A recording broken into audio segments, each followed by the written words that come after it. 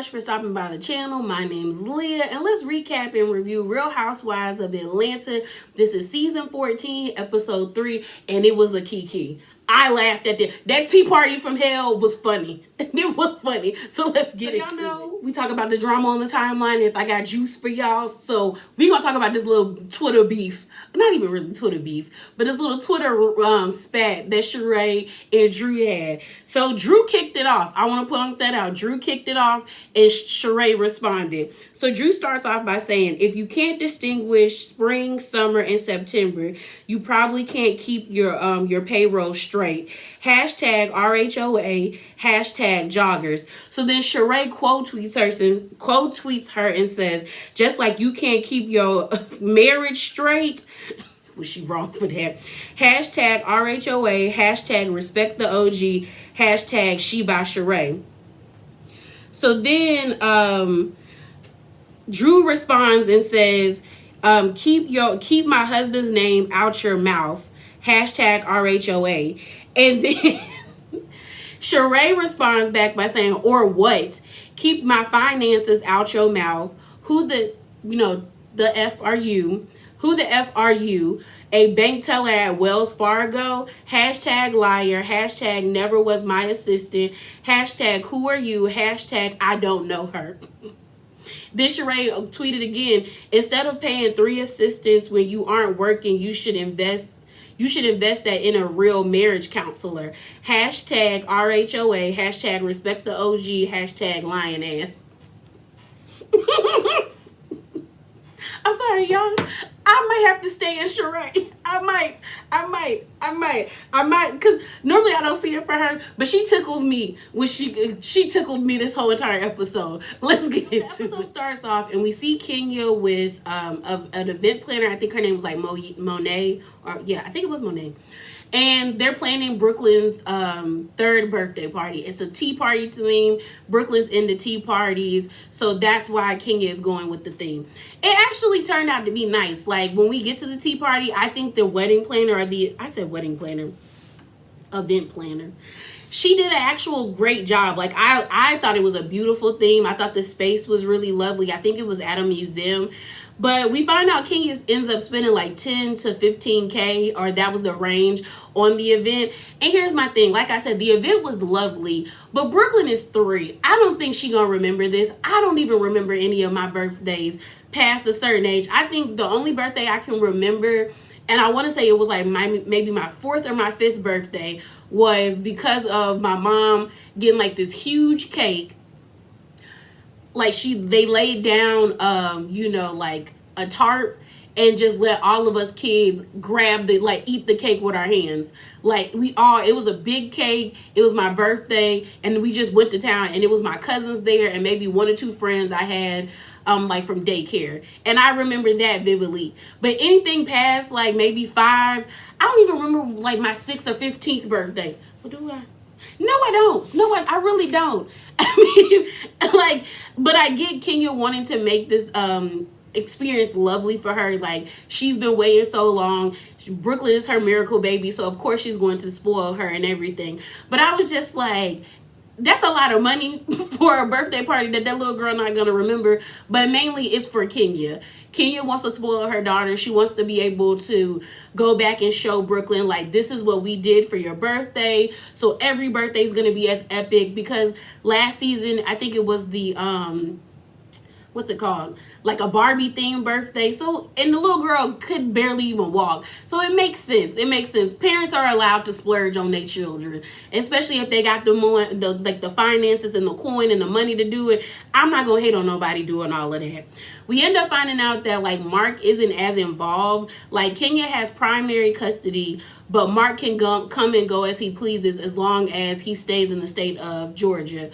Which I get. You don't want nobody stealing your child. And Mark gives shifty vibes. So the next scene we see is Marlo and Sheree. Marlo get there. We find out that the trainer knows Marlo. Marlo ain't doing a bit of working out. And I think in a total of like maybe 45 seconds, she did something and they worked out twice. And Marlo's like, I'm done. I'm done. That's why Marlo got surgery. She looked good, but there are some people in this world who just hate working out. So Marlo was just like, I'm not doing all of this. So I thought that was cute. Sheree and Marlo end up talking about how Marlo was feeling a little hurt about the ladies having constructive criticism for her event. And I like that Sheree was like, girl, it was constructive. Wasn't nobody like trying to tear you down. But Sheree also tells Marlo that she told Kenya about the digs that she gave, about Kenya renting a car from Lisa Ray, about a white refrigerator. And Marlo had her little shade. It really wasn't that serious. Marlo then asked Sheree about being a parent because she was like, how is it raising boys? Like, I don't know if I'm doing the right thing. And I know some people are like, I think Marlo's putting on, but I do think Marlo cares, like genuinely cares for her nephews. And she just wants to make sure that she's going, that she's doing the right thing. And she's doing it in a way where the boys will be set up great, because they haven't been beforehand with her sister, especially with her, I guess, either being in jail or having mental issues or mental problems or mental health issues. So I think she really does care. She then tells Marlo ends up telling Sheree about what Drew said that she got from Candy. So Candy's spreading the tea. So Candy was trying to act like she didn't do nothing at the end, but I was like, yes, you told Drew to tell Sheree about what Anthony was saying, but yet you were still running off at the mouth with Marlo the last time y'all met up. So Marlo tells Sheree that, you know, Candy told me that Drew's assistant Anthony said that you don't like to pay people. So Sheree's upset with Candy, and she's also upset with Drew. She's like especially upset with Candy because she's like, we've known each other for a while. You could have came to me. And she's upset with Drew because she's like, I don't know you for you to be going around town spreading my business. And she hints about Candy where she was like, you don't like when people talk about you. And they flash back to the whole sex dungeon with Portia, and then the whole thing that happened with Phaedra with the lies, and stuff like that. So then we get a scene with Todd and Candy. And basically, Candy, the show is doing well. They're talking about sending out, what's it called? Is it party favors? It wouldn't be party favors. What if it's not a party favor? I can't remember. It's like a gift baskets. That's what it was. Giving out gift baskets to people that attend the Thoughts of a Color Man play. It seems to be doing very well, and them wanting to, like, you know, thank the people for coming, especially thank the influencers because they're going to talk about it and it garners more people to come attend the show. We then end up finding out that Candy wants an EGOT. And if you don't know what an EGOT is, it's basically an Emmy, an Oscar, a Grammy, and a Tony. She has a Grammy, but she got to get an Emmy, a Tony, and an Oscar. But that's a dream to have. She was like, that's the reason why she pushes so hard with doing the Broadway stuff and acting, because that's one of her goals or one of her dreams in life. Then Todd pops up. And Todd and her have this banter back and forth. I got where Todd was coming from, but I also think I got where he's coming from. I feel like a lot of fans are hard on Todd. Yes, can Todd be like Mama Joy said, he was a lemon and Candy is forced to make lemonade out of him and stuff like that. But I got where he was coming from, where he was saying that whenever we do something together, you're always the one getting the praise. Or when I do something, they praise you and it's not me. So I want something on my own. But then Candy highlighted that, you know, we always do things together, but you tried to push me out. When there was I guess he's pitching a pilot for a show about 5 women starting a gossip blog or something like that. And he told Candy that she could be in the show or also writing the theme song, but he didn't want her to be a part of, I guess, the production, because it is true. Anytime Todd does something, everyone always exalts Candy. I even do it. So I understand his frustrations, but I do feel like the way in which he brings it up, it kind of it seems that like you're jealous of her or envious of her and like slightly bitter, bruh. Like it gives that. But I do understand where he's coming from in the sense that like anytime I do something, people automatically give you credit. And anytime we're together, they automatically give you credit, but I don't get any of it. And I'm working right along with you, or it's something that I'm doing. So he's like, I think Todd is in this perpetual state of trying to prove himself to everybody and feeling like people look down upon him, or he's just Candy's sidekick. But I also understand Candy feeling like that's everybody else. I don't make you feel that way. So you shouldn't be resentful to me. You need to work that out with whatever else is going on. And that is true. It's not her fault. I felt bad for the man on the, like, I guess her assistant Nick, or the guy who helps do things, because he was like, they was doing all of this in front of him and it was very awkward. I'd have been awkward. But excuse me, they need to work on that if they want to continuously live this lifestyle, especially with Todd complaining about like them not having enough sex. But I guess it's kind of like what people say, if that's how y'all started off, that's how you got to continue. But I'm with Candy. Like, sometimes you be tired. You don't be want to do all of that. Like, better go get you a pocket vagina and call it a day.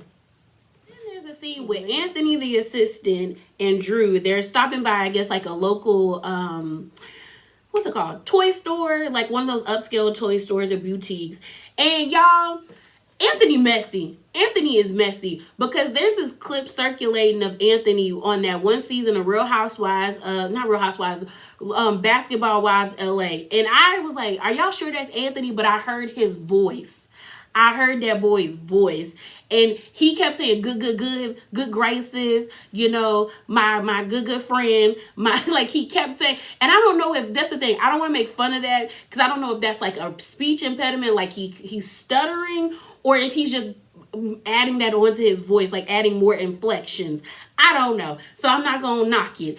But he was on the phone. Evelyn called him when they were talking about the whole beef with Malaysia, when they were saying that like Jackie or like Jennifer, or I think it was either Jackie or Jennifer or Kristen were talking negatively about her kids, saying that they were dirty or stuff like that. And she like and the voice on the phone was Anthony relaying that message. So Anthony is messy. And in this instance, I think Anthony's being messy too. Like, do I think Sheree might not be paying people?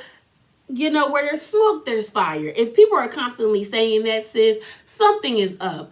But do I think Anthony is thirsty for camera time? Yeah. Like, yeah. So him and Drew are at this toy store, and she's trying to buy a gift or stuff for Brooklyn. So then they start talking about Sheree. And Anthony's story is that he stopped having to work for Sheree, even though he loved him some Sheree, but she wasn't paying him. Then on top of that, he, I guess, linked her with one of his friends, and the friend stopped taking calls from Sheree because he was like, I'm not going to talk to her until she paid me. I think he said $25,000 or $2,500 for an event that like he was trying to do, or something that he was trying to do for Sheree. So then Drew, being messy, was like, oh my gosh, like I knew she didn't pay people, but you know, I heard on the street she liked to barter, a good little barter. She don't like to pay people. So then Drew gets this frantic FaceTime from Sonia, and we end up finding out that her car was drugged. She got sideswiped by an 18-wheeler, and the 18-wheeler drug her car down the street. So she had like no control, and she freaks out. So Ross was like on his way to come, like, I guess, see, so it was weird because she was like, Ross was on his way to come get her. But then when Ross and Sonia had a scene, Ross supposedly was in Texas, and Sonia was like, see, that's why I don't like when you leave me. So was Ross there and was about to come get her, or was he, it didn't make sense to me. But Drew was like, do you want me to come get you? Like, can you not drive your car? And she was like, no, I can't drive my car. So Drew and Anthony went to go get her. She's explaining the story. She's obviously frantic because that is something that is scary. Like, you know, she could have lost a life, but she's doing okay. So then the next scene we see is like everybody asking their kids, do they want to go to Brooklyn's party? I thought it was funny when Marlo asked her nephews, and she was like, do you want to go? And I think the oldest one was like, no. And that, I don't know why that made me chuckle. So we also find out that Ross owns a chauffeur business, And that just made me, I don't know why I thought that just made Ross sexy. So we find out that, Ross can be my chauffeur. Well, we find out that Ross, during after getting out the NFL, he wanted to do something. So he started this business called Ross Elites, where it's like, I guess, luxury chauffeuring. And they chauffeur people around, and he went to Texas to see how it was going, to check up on his business. And he actually was chauffeuring. I was like, girl, I'd be so excited if that man was chauffeuring me. I can't. So the next thing we get is Brooklyn's party. Like I stated, the party was lovely. Like, I think the event planner did a wonderful job. Kenya looked the part. Brooklyn looked cute in her little studded outfit. Like, everybody, it looked fun. It looked like it was a good time. We end up meeting Monyetta, and if you don't know, Monyetta is Neo's ex-girlfriend and the mother of his 2 oldest kids, which are twins. And it was cute. Drew ends up showing up in an outfit that Kenya wore last season, or the season before last season. It was like a ruffled dress. It was just in a different color. And Kenya was like, is Drew stalking my my Instagram? And I was just like, Drew always misses. But before Drew got there, Sheree popped up, and Sheree was like, oh, I'm gonna have to talk to her, because I heard that she going around town telling people about me not paying people. And Kenya kind of confirms that she was like, well, yeah, I did hear that, but let's not do that now. Let's wait until we start eating and drinking, and maybe you'll be in a better mood. And I'm looking at Kenya like, girl, that's messy. Like, girl, don't get in people liquor. So then Sonia and Deuce show up. Deuce did not want to be there. Deuce did not want to be there. When she asked that little boy, why are you misbehaving? He said, because I want to. I was like, I'm not ready for kids. Because I'd have been like, oh, no. Oh, no. I couldn't. But Sonia and Drew end up having a talk about, their relationships. Like, mainly Drew's relationship with Ralph's peanut-headed ass. And it's a backstory, like they flash back to Ralph and Drew like arguing, and he was like, I was trying to do something nice for you, that, and 3 days ago, he's like, I was trying to do something nice for you, and you just like, you trashed it. So I felt like it wasn't even worth it. I felt like you spat in my face. I was like, bro, you're dramatic AF. And then she was like, but where were you? And I'm like, how do you not be knowing where he be going, lady? So she was like, you was at Lion and you got 2 Long Island iced teas. And Ralph is like, I was there with my boys. I don't know if I believe that, but he might have been with his boys. He might have been with his, after what we got today, he might have been with his boys. So next thing you know, everybody shows up. Brooklyn looked adorable. Like, I thought her little outfit was so cute with like all of that stuff. It looked like she had a good time. Like, Brooklyn looked like she had a good time sipping on her little fake tea or drinking her real tea. They had different drinks named after her. And I thought it was nice. I was like, okay. So then we see this one white lady, Jamie. Jamie just wanted camera time. Because she came in cussing. And then when they started playing the game at the table, all of a sudden, my kids. Because legit, she comes in, this old country lady, and she says, honey, and she said that she was like, I don't give a shit what this is, but y'all got venue and I'm all over it. So you can cuss in front of your children, because I think the little girl, her daughter was around her, but they couldn't have this argument or this discussion at the table before you got to be like, my kids are here. I was like, Jamie, go somewhere. I was with Marlo. If your white friends can't hang, don't invite them around all of us. Ma'am. I thought it was also cute seeing Marlo sipping tea with Brooklyn and doing a little game thing. They then play a game about different things everyone's supposed to know about Brooklyn, like her first name. No, not her middle name. Her middle name, I think, is Dora, which was named after her, or Nora or Dora, named after her grandmother. Her first word, they had to guess that. I think it was neighborhood. And the first time she learned how to walk, I think it was like 10 months or like 12 months or something like that. But it's a cute little game. So then they start playing this like shady game. this real shady game about like name like tea that's like anonymous about someone, and they have to read it out. So the first one was like Mayetta says that her body is natural, but we all know she got work done. So Mayetta stands up and she was like, in my book, I told y'all I got my titties done, but everything else is all natural. So then everyone's like, ooh, this game. Because at first, nobody wanted to play the game. Like, Candy was like, I don't know about this game. Sheree was like, I don't know about this game. Even Marlo was like, ooh, this might not be the game for y'all, for all of us. Because she was like, you know how we get when we together.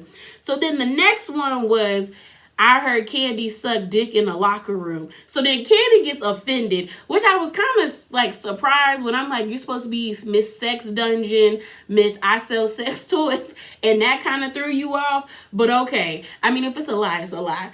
But Candy was like, for the record, I never, suck dick in the locker room.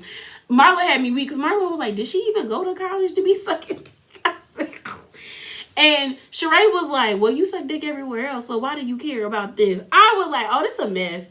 This a mess. This is a mess. So Candy was like, who said it? And no one's copying to it. Like, no one is copying to, like, if they said it or not, or, like, wrote the mess or not. And Kenya's like, okay. Like, ooh. Kenya was kind of like, ooh, maybe we shouldn't have played this game. I'm like, you think, Kenya, with your messy self. So then the next one is where it gets started. Well, no, before that. Marlo and Kenya start going back and forth because Kenya interjects and she's like, well, Marlo, I heard you had some things to say about me living in a rented apartment, with a white refrigerator. Shout out to Nene. And then like renting a Rolls Royce or something like. Was it a Rolls Royce? Borrowing a car from Lisa Ray. And then Marlo was like, well, that's what the streets be saying. And then Kenya's rebuttal to that was like, well, girl, the streets say you got a rented car. And Marlo's was like, the streets is wrong because I drew that car right off the lot. So then they going back and forth. Then they start arguing about like what Kenya has on. And she was like, that looks like a archive or something like that. And Kenya was like, no, this is all Chanel, headband Chanel, everything Chanel. And then Marla was like, knock off. And I was with Candy, when Candy was like, aren't y'all tired of arguing? And then they dead it. So then when Kenya sits down is when we get into the mess between Drew and Sheree, which I was here for. I read the next note card, and it says, I heard Sheree don't be paying people or she doesn't pay her assistants. So Sheree already knows that's directed towards her from Drew because the cards were supposed to be anonymous. But Sheree has been hearing from everybody else that Drew has been, Drew has been talking. So Sheree's like, girl, what's up? So then Drew is like, I tried to tell you at Marlo's event, but things got to going and I didn't know what was like. We didn't ever get to talk. And then Sheree's like, you have my number. If you really wanted to talk to me, you could have called me instead of and this was my favorite part, instead of telling Candy and then Candy telling Kenya. And like, instead of I think she said, instead of Candy telling Kenya telling me, and now Candy telling Marlo and Marlo telling me. So I was like, it was funny because she named names. I love when people name names. And Candy's like, how am I in this? Because I told Drew to tell Sheree before it got around the group. So I'm like, well, Candy, you could have told Sheree. Like, you could have told Sheree. So I get Sheree looking at you like, we're supposed to be friends. Why didn't you tell me? So Drew was like, well, Anthony said you didn't pay him. And then Drew was kind of cutting Sheree off, like trying to overtalk her and stuff, and Sheree was still like kind of going with her. She was like, I've never used Anthony for assistant work. I stopped paying him, or I think she said I stopped using him, so why would I pay him? And Drew's rebuttal to that was like, well, no, he told me he stopped working with you because you didn't pay him. So they're going back and forth. Sheree starts to mock Drew, and I don't think Drew picked up on it because Drew was like, well, he told me he didn't pay, and then Sheree was like, well, I didn't use him. And like they're going back and forth. And like Sheree is getting increasingly annoyed, and so is like Drew's kind of like even for a hot minute, and then it like the energy picks up with like Sheree's friend, I think it's Fatima, or it's not Fatima, I think it's Fatima, hops in and says, what did she say verbatim, y'all? Because I took a screenshot because it made me laugh, because I was like, ooh.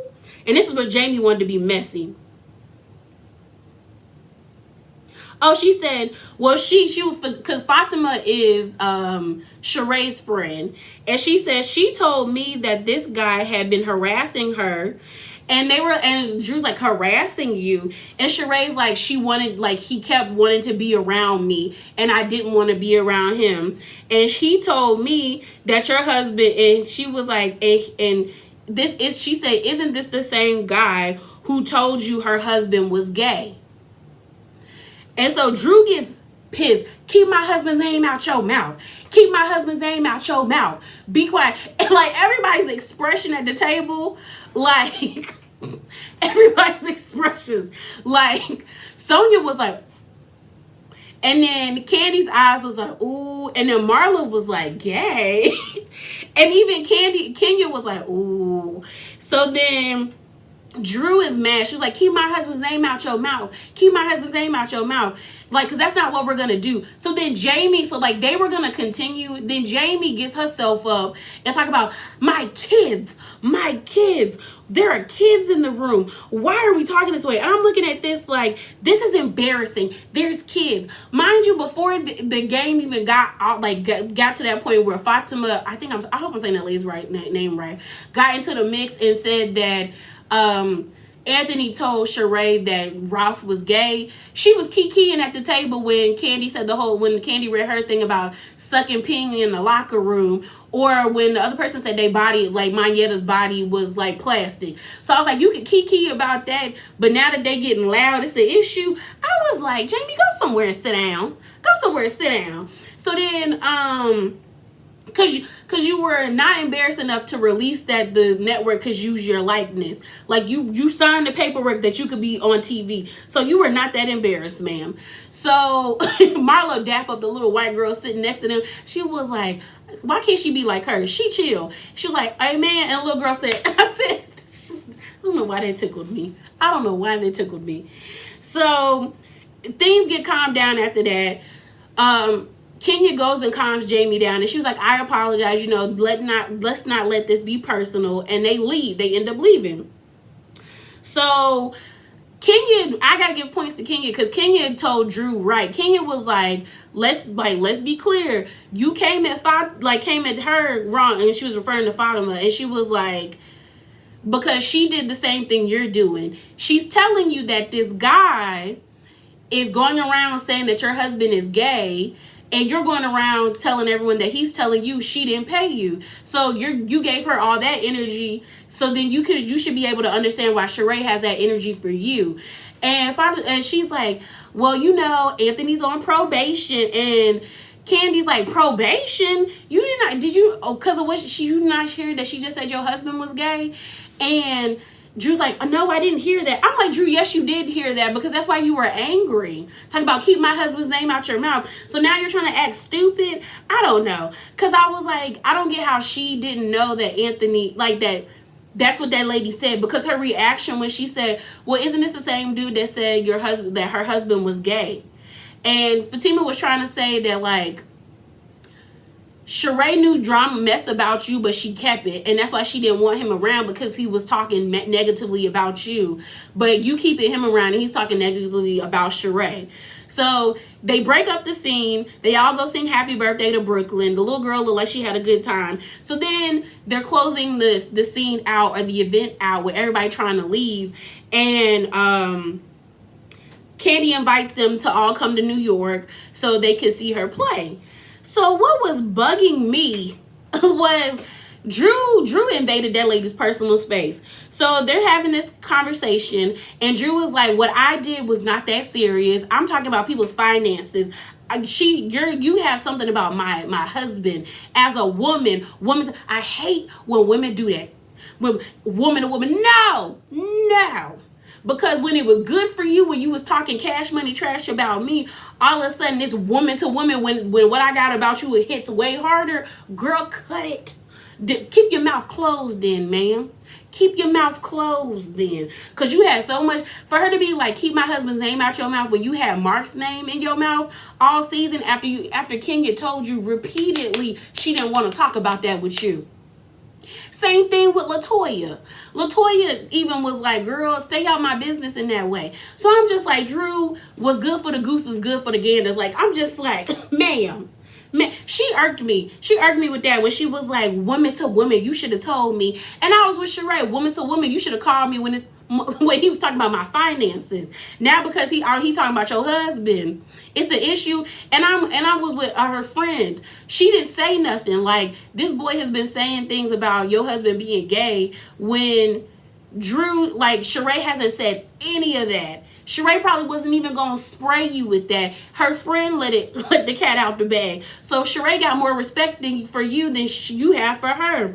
And then Sheree directs her energy to Candy because she was like, as a friend, Candy, you should have said something. Like, I know you. I don't know her. That hand Sheree was getting me with, like, I don't know her. I don't know her. So then Drew's like, her has a name. Her does not have a name in this category. See? I didn't give it her energy. And Drew was like, you're so mad. And Sheree was like, no, ma'am, I'm reciprocating the energy. And this energy is even. I said, say it, Sheree. She was like, I'm giving you the same energy. I said, match it. Cause what we doing? See, that's the thing. Either I'm gonna match your energy or I'm gonna match your energy and times it by 3. So then we all gonna have an issue. So then, I don't know how it kicked off, but Marlo was like, y'all are too, that's how it kicked off for them to get into this argument. When they were like, I don't know her, is when Marlo said, me and Kenya have our moments, but we cool. I think you two could be cool too, because this seems to be about the assistant. Like, the assistant is the one causing the drama.